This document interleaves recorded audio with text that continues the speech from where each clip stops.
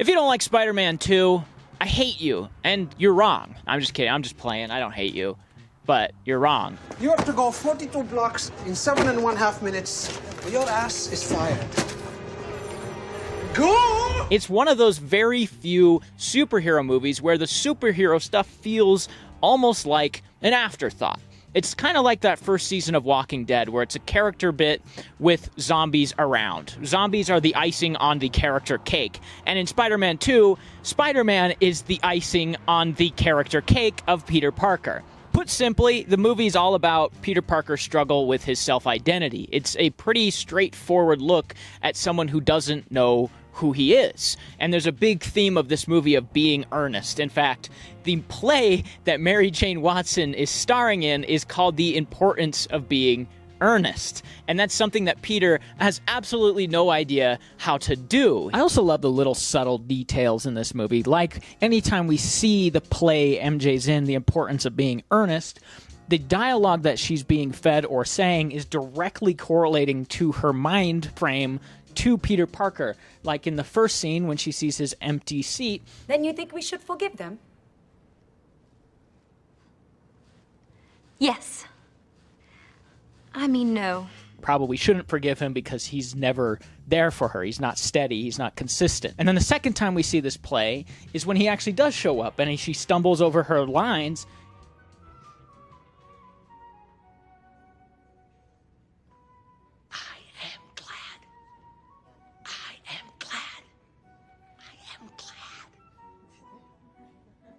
Are you glad to hear it? I am glad.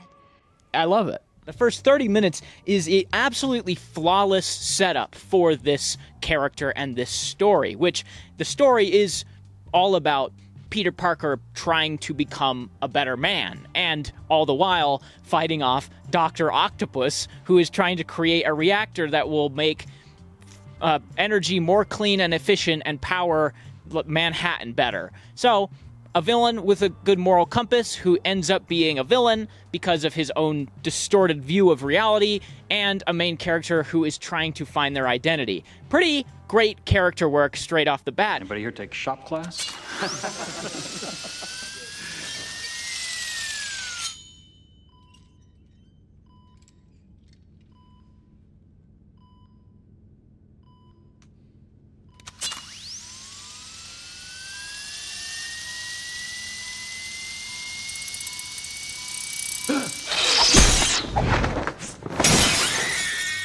That setup, though, is super important for making this work, because it makes Peter Parker as a character kind of his own antagonist. He is torn between two lives. He's torn between being Spider-Man, this heroic character who just wants to save people and do good, and Peter Parker, who has a job, who is trying to have a girlfriend, who has a life with his Aunt May and his friends, who is trying to be supportive of them and also be in college, in school. He's doing a lot with his life while also having this secret identity of Spider-Man that is just the embodiment of good. And we see very early on how that's affecting his life and how he's struggling at making the decision between who he wants to be. Is he going to be the everyday man who is just trying to figure out his life? Or is he going to try to be the good guy who is trying to help everybody?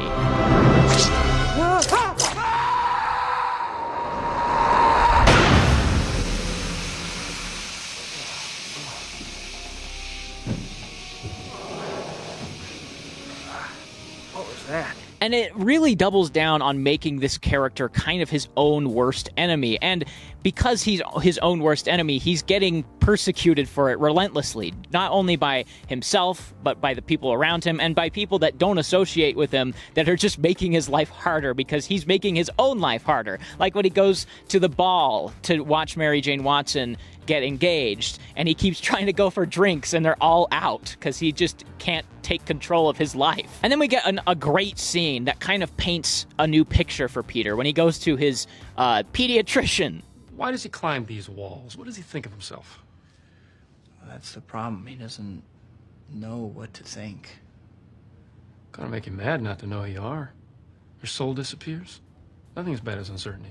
and it foolishly prompts him into trying to become one or the other. He starts to view things as very black and white for a good chunk of this movie, and that's part of a important development piece in this character, because he is in the gray area at the start of the movie, torn between two worlds and not balancing them properly, and it's ruining his life. But then he goes completely black and white and says, no more Spider-Man for me. Lord knows, kids like Henry need a hero. Courageous, self-sacrificing people, setting examples for all of us. Everybody loves a hero. And that scene's kind of the crux of this whole movie, where she explains that consistency is what makes somebody a hero, a real hero. And it's a genuinely emotional and earned sequence, because he had just admitted to her that he is partially, at least, responsible for getting her husband killed, his Uncle Ben. And it's an actually emotional, earned scene, and she just walks away. And a few scenes later, then they come back and they reconnect, because they are human, and she has to take some processing away from it, and then she's like, yeah, okay, I get why you did it, I appreciate that you did it. And she's the one person in his life that's consistent for him. She's his hero, so she can push him into being who he needs to be, and that's someone with balance in their life, balancing between being that hero, the literal hero, Spider-Man, and the hero in his own life. He needs to find this sense of balance between the two. You can't completely do one and you can't completely do the other, so you have to find something that works. And there's a great scene that kind of illustrates this point when he goes into a burning building and saves a small child. He's being a hero. He's literally heroic, and he's not doing it as Spider-Man, but as he comes out, he overhears that somebody else was trapped in the building and died. You got some guts, kid. Some poor soul got trapped on the 4th floor. Never made it out. And there's just nothing that he could have done about it. And we haven't even talked about Doc Ock yet. And Doc Ock is one of those villains that is just completely iconic at this point. He is one of the most interesting villains in superhero history, because Sam Raimi does a really good job in all three of these movies, honestly, about painting these empathetic villains. You kind of understand where they're coming from. Doc Ock is on the verge of a scientific breakthrough. He could win the Nobel Prize, and it all slips away from him. And so he is lured into being a villain because he loses everything, and he wants to regain that mantle. And you completely understand it. Like, okay, he wants to create clean energy. He wants to be a good guy. He wants to regain his life, but he has to do villainous things to get there. He has to steal money to buy these specific parts to get ordered to his rusty warehouse. He has to have hostages so that he can get what he wants. He's doing villainous things, but you do understand it to a certain degree. And that creates a really interesting and empathetic character. So when you have his arc at the end, when he realizes what he's become, it's effective, and it's emotional, and it works, just like every character in this movie. Sometimes, to do what's right, we have to be steady and give up the thing we want the most. Even our dreams. Where this movie really makes its cheddar is in its filmmaking. I mean, obviously, I've talked endlessly about the characters and the story, which is easily the biggest and most interesting part of this movie. But what pushes it over the top into being what I consider a perfect movie is Sam Raimi and his direction, and the way he uses the camera, and the way he uses sound, and the way he uses editing. Wow, it's spectacular. Everything he does in this is flawless. Yeah, it's a little dated in terms of its special effects, but it's from 2004, so you can kind of excuse it. It's a year after, Return of the King, but we won't talk about that.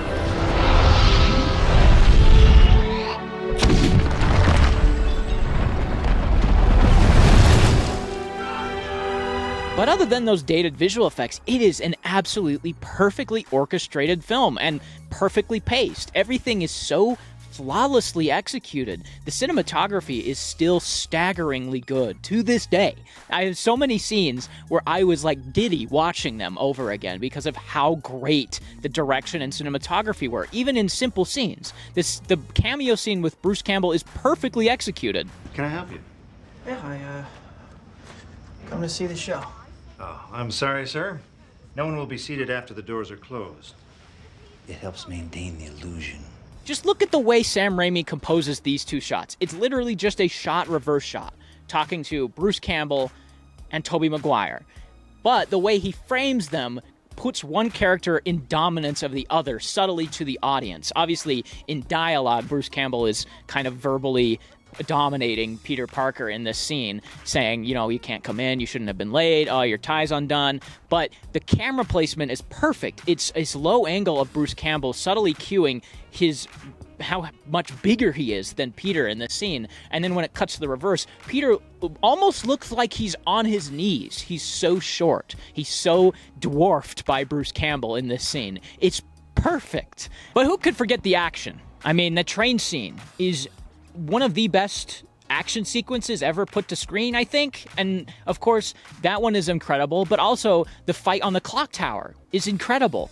And it's because of the way Sam Raimi directs that this works so well. Just watch this scene play out and listen to the music cues and the sound design. That's why this is so effective. The music pops in and out at these integral moments in the scene, and the sound design is so flawlessly done that it creates tension on its own. With the great fast-paced editing, just watch every cut of this scene and listen to this audio. It's perfect. Hang on!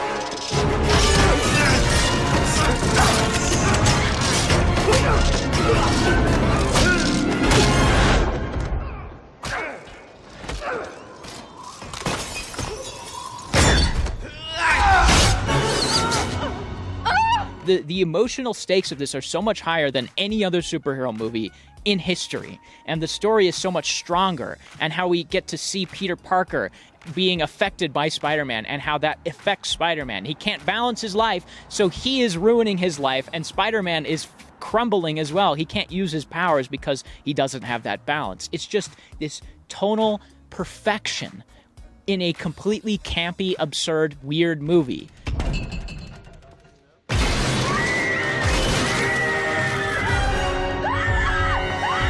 And I love it. I love everything about it. Please go rewatch Spider-Man 2 because it is the best thing ever.